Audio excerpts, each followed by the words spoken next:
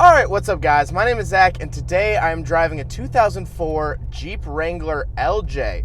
Up front is a 4.0 liter straight six, and down below is a 4-speed automatic transmission. This video is sponsored by CarMarshal.com. If you'd like to support the channel, click the link down in the description below. CarMarshal.com advertises for over 100,000 vehicles across the US.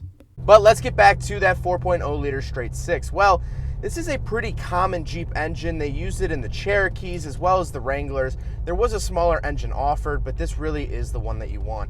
It was actually originally produced by AMC. For those of you who don't know, Jeeps used to actually be fully produced by AMC, but this is actually an AMC engine, which is really, really interesting. But the reason you want it is because it does deliver a lot of extra torque, which is great for off-roading. If you're gonna pull something, if you're gonna get stuck in the mud, whatever you wanna do, you want more torque, and that's what the 6-cylinder offers, and that's what's in this Wrangler, which is absolutely awesome. Now, like I said, paired to it is an automatic transmission. You know, it shifts, it does the job. I'm not going to praise it, but I'm also not going to bash it because it's okay. Chrysler transmissions don't usually have the best lifespan, so it might be something to look out for, to watch out for, is the transmission. It's not the strongest thing in the world, but that being said, it's not an total crap box. It's just not the best, and that's okay. Last but not least, of course, because it is a Wrangler, it is 4-wheel drive, which we can select, and we'll talk about that a little bit later. So let's get on to the interior. Well, in front of me, I have some very, very plain gauges. On the left, I have my fuel, battery voltage, then my tachometer, and on the right, I have my speedometer, oil pressure, and coolant temperature. Really plain, simple, easy to read gauges, no frills, nothing too crazy there, and I really like that. I definitely like it when gauges are super easy to read because that's sort of their purpose.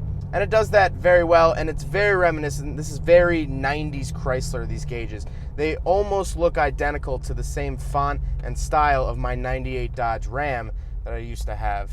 On the steering wheel, I have cruise control options on both sides for accelerate and coast, and then on the left is cruise on and off. Then to the left, I actually don't have anything. The headlights are actually on their own stalk. It's not like one of those turn dials.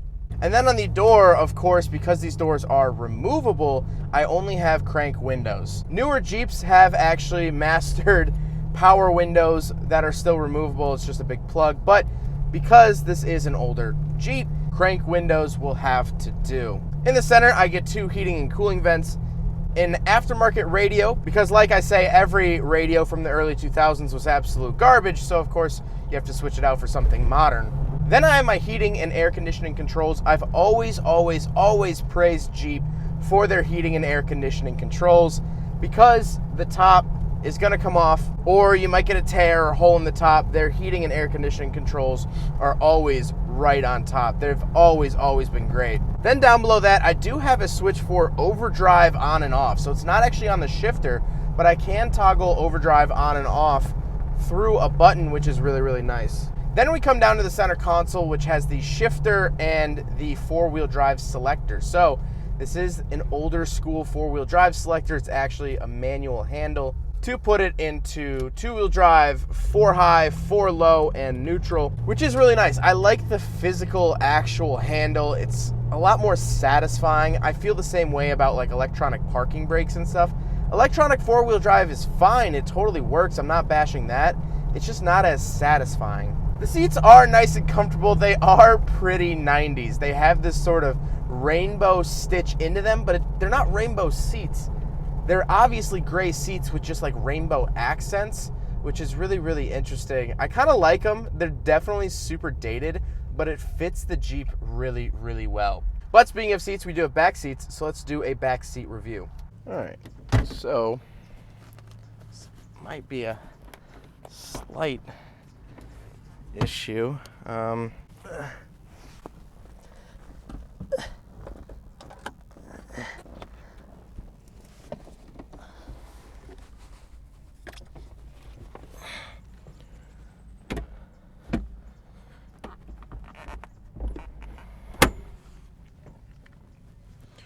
All right, so we are in the back of the 2004 Jeep Wrangler LJ.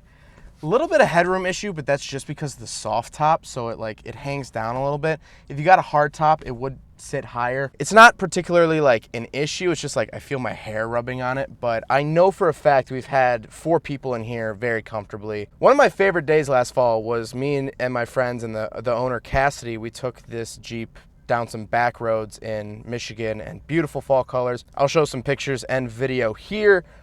Just totally great experience. I mean, you can fit 4 people in here very, very easily. And I think that's really the draw of the LJ, especially for a passenger standpoint, is that I can sit like this with my knees forward and I wouldn't even be touching the front seats. Now the front seat is moved up just a little bit, but I mean, I would say I honestly have like 5 or 6 inches between, you know, my knee and the door, which is really nice. I do have 2 cup holders. That's really it. I mean, you're not going to get amenities, but still, even looking back here, I probably have about 2 feet of cargo space before the tailgate, which is super, super nice.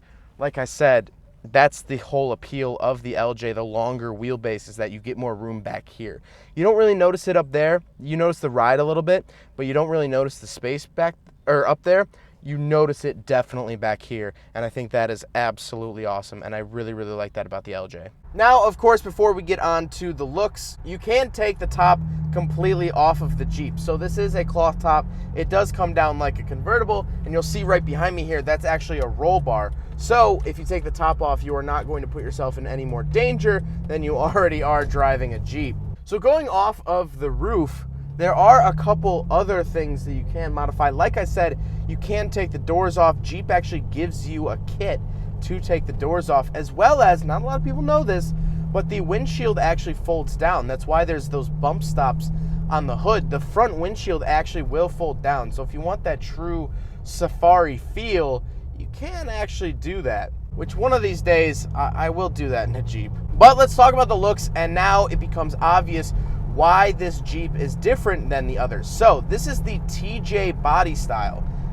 It's just the generation of Jeep known as the TJ. You can look it up and you'll find Jeeps that look identical to this. But this specific Jeep is not actually known as the TJ.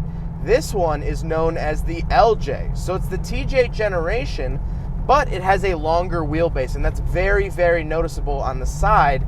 You'll see that this Jeep is just longer. It's actually 15 inches longer than the regular Wrangler. And so there's a couple benefits of that. It's better for towing, and obviously you have a lot more room. A lot of people use these pretty much as a covered pickup truck because you get a lot more room in the back, which is really, really nice. I think it really makes the Jeep a lot more usable. Not that Jeeps were ever unusable or, you know, one-purpose vehicles, but you could stow so much extra stuff in the back now with the longer wheelbase. The stock ride is a lot smoother. Now, this vehicle is not stock. It does have a lift kit as well as bigger tires on it because it's a Jeep, and of course. But the longer wheelbase kind of smooths out that ride, and when you're off-roading, a longer wheelbase gives you less of a chance to roll backwards. So really short-based vehicles like, say, a Suzuki Samurai, if you're going up a hill, that short wheelbase, you might roll back. You're going to have a higher chance of rolling backwards. I'm not saying you will 100% of the time, but you do have a higher chance of it. And so the longer wheelbase is a little bit nicer in that respect as well. And so they actually only made these longer wheelbase Wranglers from 2004 to 2006. Like I mentioned, this is a 2004 model, so this is the beginning of the LJ era, but the LJ era is not long-lived. And so these have actually become really, really sought after. Everyone sort of wants that longer wheelbase Wrangler because not only are they more rare, and everyone always wants the more rare vehicle, but they're a lot more useful. Like I mentioned, you can really almost use this as a pickup truck. No, you can't tow 14 feet of lumber in just the bed alone, but it's a lot better off than your standard Wrangler. And I think that's really the appeal of the LJ. Overall, I have to say that this is definitely a really unique take on the 2000s Wrangler. I have reviewed a Wrangler in the past, a 2000s TJ, and I'll leave that at the end of the video. But this is something special. It's something different. And honestly, if I had my choice of TJ or LJ, I would take the LJ just because it's so much more useful. I could carry a lot more stuff in here. I could tow a little bit more. It has a little bit nicer of a ride.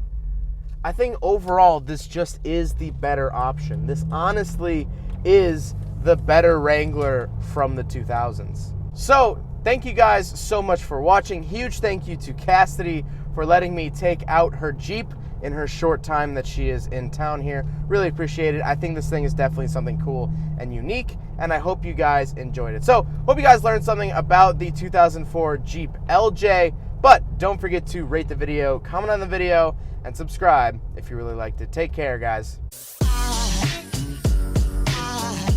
There goes a sight from my soul.